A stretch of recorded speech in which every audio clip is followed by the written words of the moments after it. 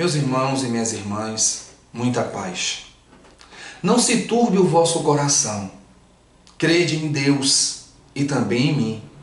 Na casa do meu Pai há muitas moradas. Essa máxima de Jesus está no Evangelho de João, no capítulo 14, versículos 1 e 2. E ela aborda as moradas na casa do Pai. Quais são essas moradas? Onde é a casa do Pai? A doutrina espírita tem como um dos seus postulados a pluralidade dos mundos habitados. E nós vamos conversar um pouco no nosso vídeo de hoje sobre isso. A casa do Pai é o universo. O universo infinito, no qual estamos todos mergulhados como uma grande família. E as moradas, nós podemos fazer uma divisão em moradas espirituais e moradas materiais. O universo espiritual é composto pelas moradas das diversas faixas vibratórias, onde transitam os espíritos desencarnados. Nós sabemos que depois da morte, nós nos transportamos para o mundo espiritual. Existe o que a doutrina espírita chama de erraticidade, que é justamente o tempo que o espírito passa entre uma encarnação e a outra, vivendo no mundo espiritual. E nesse mundo espiritual, nessa parte da casa do Pai, existem muitas moradas, que são justamente as faixas vibratórias aonde cada espírito estagia durante esse tempo, condizente com o nível espiritual que ele atingiu até aquele momento. Lembram da frase de Jesus quando ele diz a semeadura é livre e a colheita é obrigatória? Quando ele diz que o trabalhador é digno do seu salário?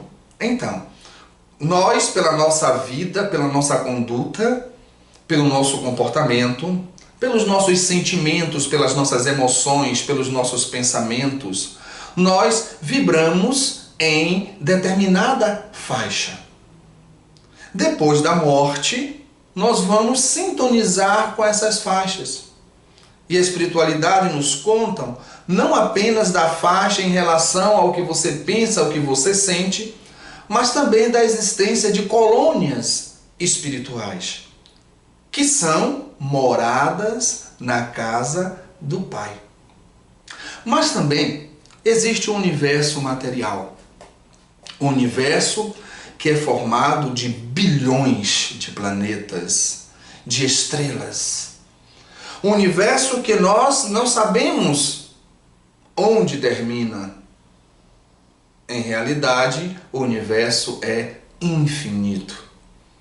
Porque se existisse uma delimitação, aqui acaba o universo, o que viria depois?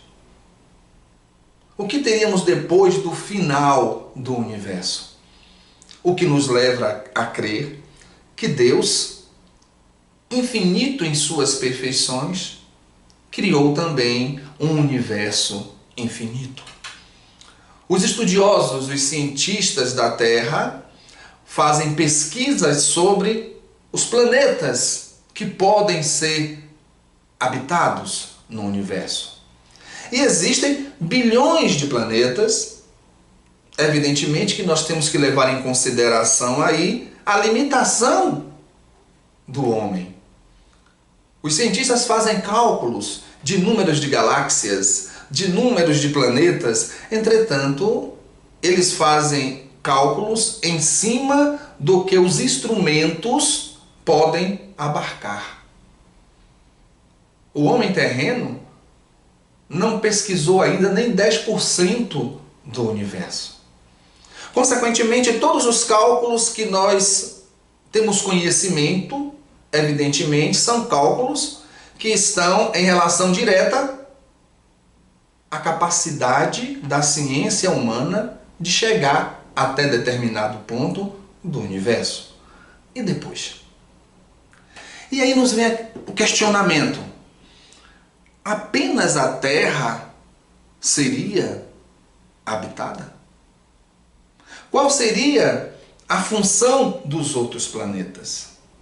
Evidentemente que o céu, o universo que a gente consegue abarcar com o olhar durante a noite, vendo as estrelas, os astros, nós podemos falar assim: ah, mas Deus criou para a gente ficar olhando de noite e achar bonito. A utilidade é essa. E os astros que os nossos olhares não conseguem abarcar? E os planetas que as sondas, os telescópios, as naves da Terra não conseguem filmar, observar? Estão lá para quê? Ora, se nós temos mais planetas e astros no universo do que areia no planeta Terra, e cada grão de areia simbolizando um planetinha, evidentemente que a Terra não é o único planeta habitado. A espiritualidade, através de revelações, nos traz a classificação das categorias dos mundos habitados. Nós temos os mundos primitivos, que são aqueles mundos onde ocorrem as primeiras encarnações dos espíritos. A Terra já foi um mundo primitivo, com aqueles primeiros homens das cavernas, depois os nômades. Então, nesse momento, a Terra era considerada um planeta primitivo, dada a sua condição física, dada a habitação inicial dos espíritos em suas primeiras experiências corporais. Depois do mundo primitivo, nós vamos ter um mundo de expiação e prova. O mundo de expiação e prova é um mundo onde predomina o mal, as paixões, a utilização inadequada do livre-arbítrio, o egoísmo como a chaga mais sangrenta e perniciosa, pai de todas as outras chagas e de todos os outros defeitos e vícios e podridões morais que caracterizam aqueles que se desviam do caminho do bem e do amor. Então nós temos os mundos primitivos, temos os mundos de provas e expiações e os mundos regeneradores. Terceira categoria, os mundos regeneradores. Nesse mundo, o mal já começa a ceder lugar para o bem. Nesse mundo, é um mundo de transição, né? O mundo de regeneração é um mundo de transição entre o mundo de provas e expiações e o mundo feliz. No mundo de regeneração, o bem já consegue ter mais liberdade de ação. O mal já não exerce tanta influência assim. Depois, nós temos os mundos felizes. Nos mundos felizes, o bem já está predominando. Ainda existe aqui e ali algumas imperfeições das suas criaturas lá encarnadas. Entretanto, o bem prevalece. O desejo de amar, de servir, de crescer, de se instruir, de estudar. E depois, por fim, os mundos celestes. O mundo celeste ou divino, onde vivem os espíritos depurados. Nesses mundos, o bem reina completamente. Que inveja, né? Que vontade de estar num mundo desse, onde o bem reina. Então, repetindo, nós temos numa ordem ascendente, e é interessante que existe a escala espírita, que é a escala de evolução dos espíritos, né? Espíritos imperfeitos, né? Existe aquela escala. Espíritos bons, espíritos puros. E existe também a escala dos mundos, que foi essa que nós acabamos de falar. Então vamos repetir? Numa ordem ascendente, mundos primitivos, mundos de provas e expiações, mundo de regeneração, mundo feliz e mundo celeste. Em todos esses mundos habitados, a forma é a forma humana. Então muitas vezes nós assistimos filmes de ficção científica que mostram seres de outros planetas deformados. Não é assim, né? Não é dessa forma, monstros. Não, é a forma humana. Evidentemente que nos planetas mais inferiores, essa forma é mais grosseira, mais pesada, menos sublime, menos bela. À medida que os espíritos vão evoluindo, esses espíritos, esses corpos vão se depurando, ficando mais bonitos, mais belos, mais iluminados. Então, a forma em todos os mundos é a forma humana. E aí nos vem um questionamento. Cláudio Manuel, nós observamos em muitos sites, em muitos canais no YouTube, falar sobre discos voadores. Existem discos voadores? Ora, se nós passamos do pressuposto que existe a pluralidade dos mundos habitados, nós vamos perceber que existem planetas em que os seus habitantes são mais elevados do que daqui da Terra. Em planetas que estão no nível da Terra, em planetas inferiores à Terra. Se nós pensarmos assim, nós vamos entender que nos planetas mais elevados, a tecnologia tende a ser maior. Se nós aqui da Terra já conseguimos colocar a nave na Lua, já conseguimos colocar a sonda em Marte, se nós aqui da Terra já colocamos o homem fora da atmosfera terrena, em naves, passando meses, anos fora da Terra, evidentemente que planetas que têm uma tecnologia maior do que a nossa já fizeram naves também para nos visitar.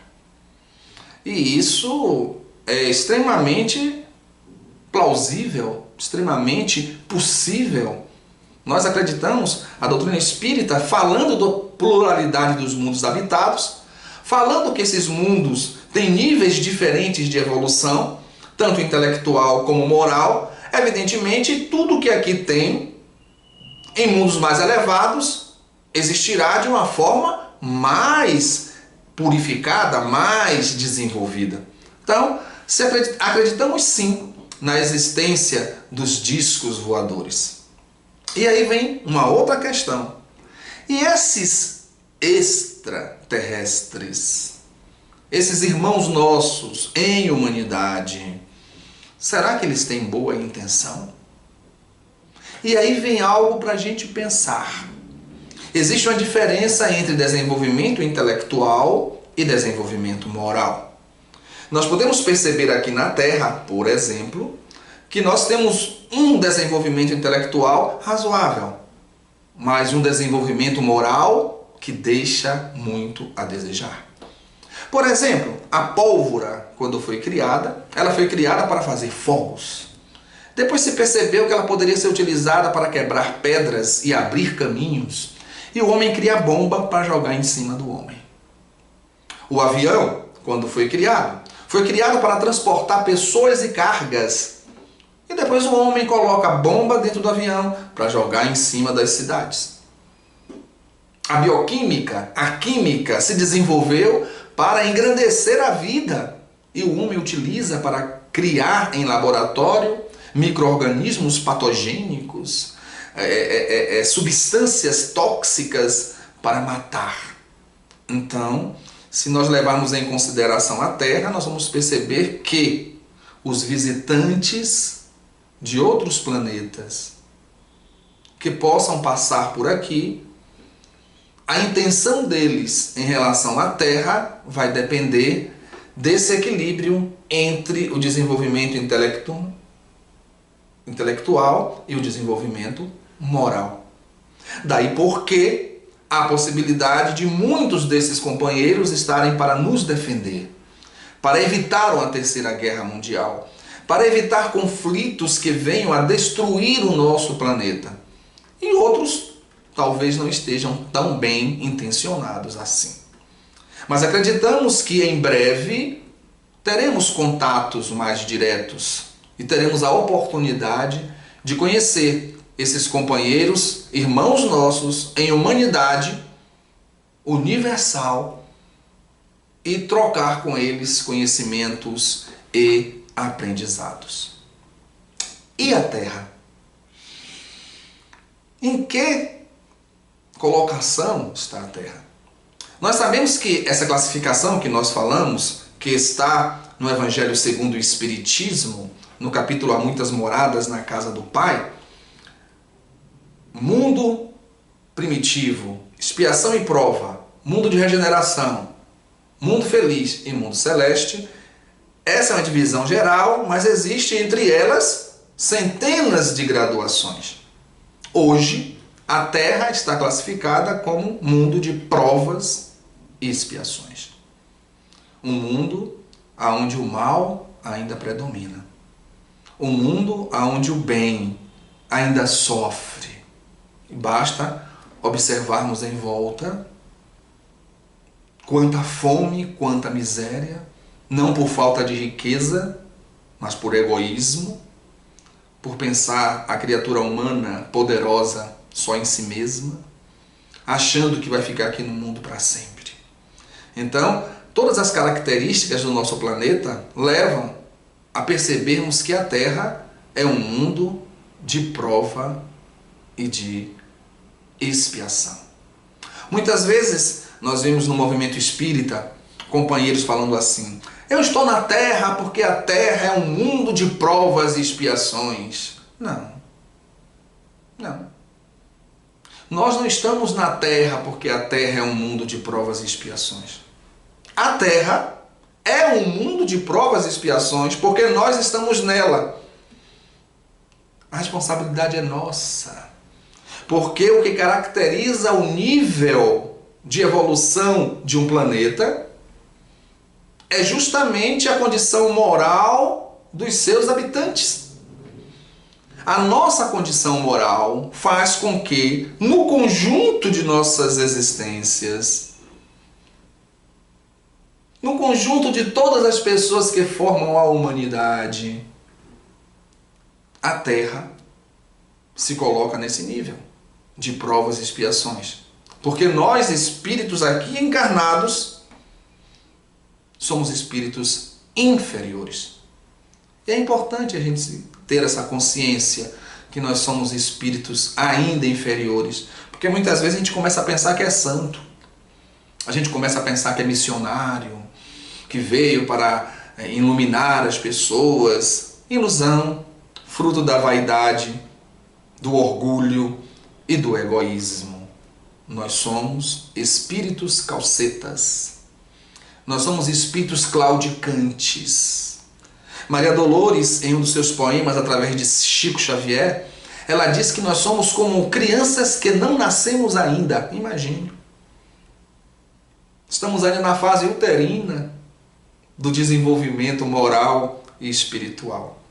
Então, não vamos criar essa imagem de que somos missionários iluminados e também não vamos cobrar dos outros postura de anjos. Não. Estamos ainda no mundo de provas e expiações. Mas também isso não deve ser para nós justificativa para alimentarmos nossos defeitos, nossas paixões. Não. Nós estamos em processo de crescimento. Intelectualmente, a Terra está mais ou menos.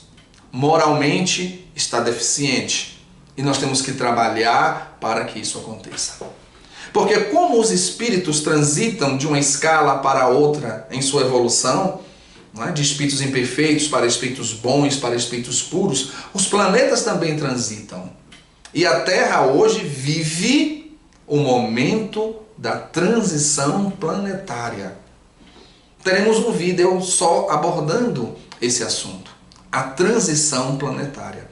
Hoje o planeta Terra está caminhando para mundo de provas e expiações, para se transformar num mundo de regeneração.